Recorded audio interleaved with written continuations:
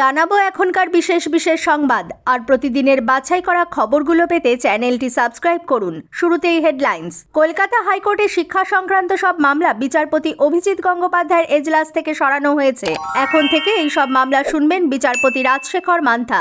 নরেন্দ্রপুরের স্কুলে হামলার ঘটনায় মুখবন্ধ খামের রিপোর্ট চেয়েছে হাইকোর্ট। রাষ্ট্রপতির অভিভাষণের মধ্যে দিয়ে গতকাল সংসদের বাজেট অধিবেশন শুরু হয়েছে। উত্তরবঙ্গ সফরে তৃতীয় দিনে গতকাল 2 দিনাজপুরে প্রশাসনিক সভা করেন মুখ্যমন্ত্রী। এ রাজ্যে তিনি কোনোভাবে এনআরসি করতে দেবেন না বলে সভায় হুঁশিয়ারি দিয়েছেন। রাহুল গান্ধীর ভারত জোড়ো ন্যায়যাত্রায় প্রশাসন চরম অসহযোগিতা করেছে বলে প্রদেশ কংগ্রেস অভিযোগ করেছে।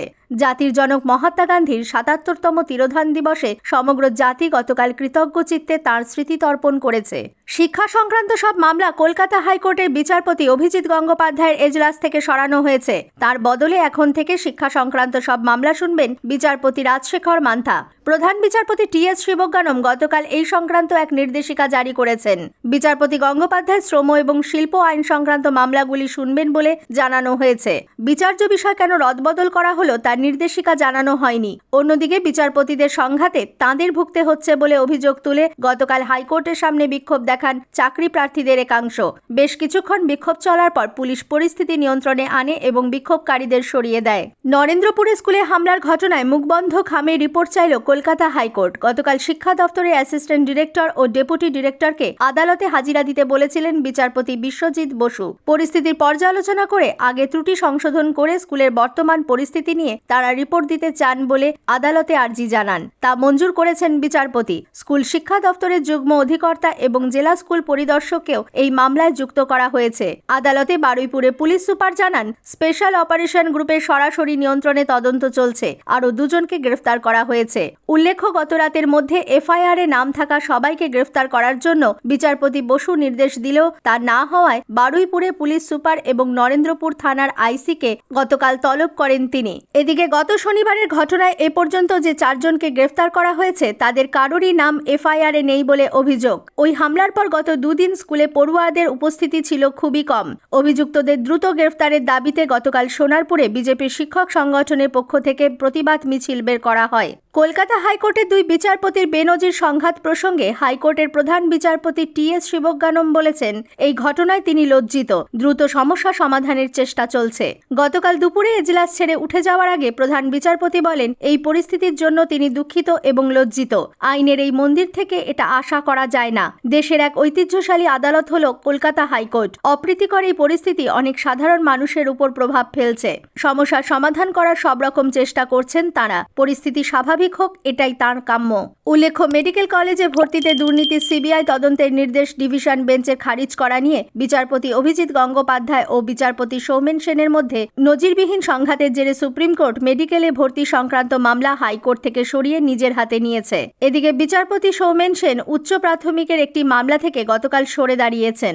আইনজীবী কল্যাণ বন্দ্যোপাধ্যায় গতকাল বিচারপতি গঙ্গোপাধ্যায়কে নিয়ে কিছু বলতে চাইলে বিচারপতি সেন বলেন, এসব নিয়ে তিনি কিছু বলবেন না। এই আদালত অপমানিত হয়েছে। বিচারপতি গঙ্গোপাধ্যায়ের প্রতি তাঁর শ্রদ্ধা রয়েছে। সংবাদ মাধ্যমে বলার অধিকার আছে সকলের। বিচারপতির কাজ নির্দেশ দেওয়া। অন্যদিকে মেডিকেল কলেজে ভর্তি মামলায় রাজ্যের অ্যাডভোকেট জেনারেলের উদ্দেশ্যে অবমাননাকর মন্তব্যের জন্য বিচারপতি অভিজিৎ গঙ্গোপাধ্যায়ের ক্ষমা প্রার্থনা দাবি করে আইনজীবীদের একাংশ হাইকোর্টের প্রধান বিচারপতিকে চিঠি দিয়েছেন বলে খবর। সন্দেশখালীতে ইডি আধিকারিকদের ওপর আক্রমণের ঘটনায় অভিযুক্ত পলাতক তৃণমূল কংগ্রেস নেতা শেখ শাহজাহানের আগাম জামিনের আবেদন নিয়ে গতকাল কলকাতা নগর দায়রা আদালতে শুনানি হয়। দুপক্ষের সওয়াল জবাব শোনার পর বিচারক আগামী শনিবার পরবর্তী শুনানির দিন ধার্য করেন। ওই দিন পর্যন্ত শাহজাহানের বিরুদ্ধে কোনো কঠোর পদক্ষেপ না করার জন্য আদালতকে নির্দেশ দিতে তার আইনজীবী আর্জি জানালে ইডির পক্ষ থেকে তার বিরোধিতা করা হয়। শাহজাহানের বিরুদ্ধে কি প্রমাণ আছে সেই প্রশ্ন তোলেন তার আইনজীবী। অন্যদিকে ইডির তরফে জানানো হয়, শাহজাহানের আগাম জামিনের আবেদন যেহেতু গতকালই জমা পড়েছে, সেজন্য প্রমাণ দাখিল করতে তাদের আরও কিছু সময় দরকার।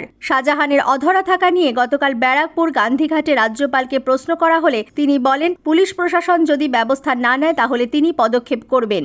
রাষ্ট্রপতির অভিভাষণের মধ্যে দিয়ে আজ সংসদের বাজেট অধিবেশন শুরু হয়েছে। চলবে 9 ফেব্রুয়ারি পর্যন্ত। বৃহস্পতিবার অন্তর্বর্তী বাজেট পেশ করবেন অর্থমন্ত্রী নির্মলা সীতারামন। বাজেট অধিবেশনের প্রাক্কালে গতকাল সরকারের ডাকে সর্বদলীয় বৈঠক বসে। তৃণমূল কংগ্রেসের পক্ষে উপস্থিত ছিলেন সুদীপ বন্দ্যোপাধ্যায় এবং সুখেন্দু শেখর রায়। উভয় সভার কাজকর্ম সুষ্ঠুভাবে চালিয়ে নিয়ে যেতে বিরোধী দলগুলির কাছে সহায়তা চেয়ে সংসদীয় বিষয়ক মন্ত্রী প্রহ্লাদ যোশী বলেছেন, অধ্যক্ষের অনুমতিক্রমে সব বিষয়ে আলোচনার জন্য সরকার প্রস্তুত। উত্তরবঙ্গ সফরে তৃতীয় দিনে গতকাল 2 দিনাজপুরে প্রশাসনিক সভা করেন মুখ্যমন্ত্রী মমতা বন্দ্যোপাধ্যায়। রায়গঞ্জের সভায় তিনি বলেন, বাংলায় কোনোভাবেই এনআরসি করতে দেবেন না তিনি। এদিনও কেন্দ্রের বিজেপি সরকারকে আক্রমণ করে মুখ্যমন্ত্রী বলেন, রাজ্যকে বঞ্চনার প্রতিবাদে তিনি ফের আন্দোলনে নামবেন। সভা মঞ্চ থেকে একগুচ্ছ প্রকল্পের উদ্বোধন ও শিলান্যাসের পাশাপাশি বিভিন্ন সরকারি পরিষেবা মানুষের হাতে তুলে দেন মুখ্যমন্ত্রী। চোপড়া, ইসলামপুর ও রায়গঞ্জে 1 কিলোমিটার পদযাত্রায় তিনি জনসংযোগও করেন।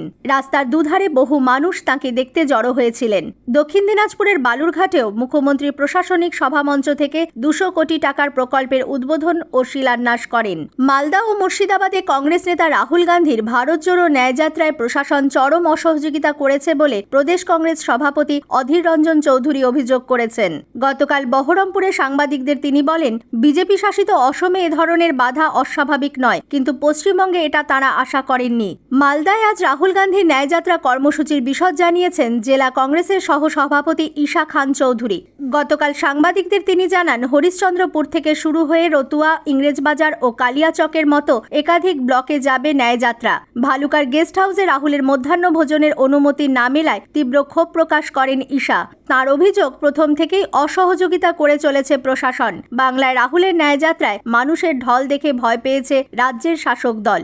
এদিকে রাহুল গান্ধী সম্পর্কে কুরুচিকর মন্তব্য করার প্রতিবাদে গতকাল মালদার ইংরেজবাজার শহরের রথবাড়ি মোড়ে কংগ্রেস ছাত্র পরিষদের নেতা কর্মীরা বিরোধী দলনেতা শুভেন্দু অধিকারীর কুশপুতুল পুড়িয়ে বিক্ষোভ দেখান। কিছুক্ষণের জন্য 34 নম্বর জাতীয় সড়ক অবরোধ করা হয়। রাহুল গান্ধী সম্পর্কে শুভেন্দু অধিকারীর অশালীন মন্তব্যের প্রতিবাদে প্রদেশ কংগ্রেস গতকাল কলকাতায় বিক্ষোভ দেখায়। রাজভবন অভিযানেরও ডাক দেওয়া হয়। বিধান ভবন থেকে মিছিল যায় পার্ক সার্কাস পর্যন্ত। কড়িয়া থানার সামনে শুভেন্দু অধিকারীর বিরুদ্ধে স্লোগান কংগ্রেস কর্মী সমর্থকরা। অন্যদিকে মুখ্যমন্ত্রী সহ মহিলাদের সম্পর্কে অবমাননাকর ও অসংসদীয় শব্দ প্রয়োগের প্রতিবাদে বিজেপির বিরুদ্ধে গতকাল কলকাতায় মিছিল করে মহিলা তৃণমূল কংগ্রেস। নেতৃত্বে ছিলেন মন্ত্রী শশী পাঁজা ও চন্দ্রিমা ভট্টাচার্য, বিধাননগর পুরসভার মেয়র কৃষ্ণা চক্রবর্তী প্রমুখ। পশ্চিম মেদিনীপুরের শালবনীর আনন্দপুরে কালভার্টের নিচ থেকে এক বিজেপি কর্মীর দেহ উদ্ধারের ঘটনায় চাঞ্চল্য ছড়িয়েছে। মিঠুন খামরুই নামে বছর 35-এর ওই যুবক একসময় তৃণমূল কংগ্রেসের সক্রিয় কর্মী ছিলেন। পরে তিনি বিজেপিতে যোগ দেন। গতরাতে শালবনীর মেলায় যান মিঠুন। রাতে বাড়ি ফেরেননি। এটি খুনের ঘটনা বলে বিজেপির দাবি। অন্যদিকে পুলিশের প্রাথমিক অনুমান, অত্যাধিক মদ্যপানের কারণেই এই ঘটনা। জাতির জনক মহাত্মা গান্ধীর 77তম তিরোধান দিবসে সমগ্র জাতি গতকাল কৃতজ্ঞ চিত্তে তাঁর স্মৃতি তর্পণ করেছে। 1948 সালের এই দিনেই ঘাতকের গুলিতে প্রাণ দিয়েছিলেন গান্ধীজি। এ রাজ্যে মূল অনুষ্ঠানটি হয় ব্যারাকপুর গান্ধীঘাটে। রাজ্যপাল সিভি আনন্দ বোস গান্ধী স্মৃতিসৌধে পুষ্পার্ঘ্য অর্পণ করে শ্রদ্ধা জানান। সর্বধর্ম প্রার্থনা সভাতেও যোগ দেন তিনি। রাজ্যপাল বলেন, গতকালের দিনের মূল বার্তা হল শান্তি ও সম্প্রীতি। নবান্ন বিধানসভা, আলিপুর মিউজিয়াম, রেড রোডে গান্ধী মূর্তির পাদদেশ, প্রেসিডেন্সি সংশোধনাগার সহ বিভিন্ন জায়গায় গান্ধীজির প্রতি শ্রদ্ধা নিবেদন করা হয়। বেলেঘাটার গান্ধী ভবনে শ্রদ্ধা জানান বামফ্রন্টের নেতৃবৃন্দ। গতকালের দিনটি শহীদ দিবস হিসেবেও পালিত হয়েছে। বামেরা দিনটি পালন করেছে সাম্প্রদায়িক সম্প্রীতি ও সংহতি দিবস হিসেবে। স্থানীয় সংবাদ শেষ হলো।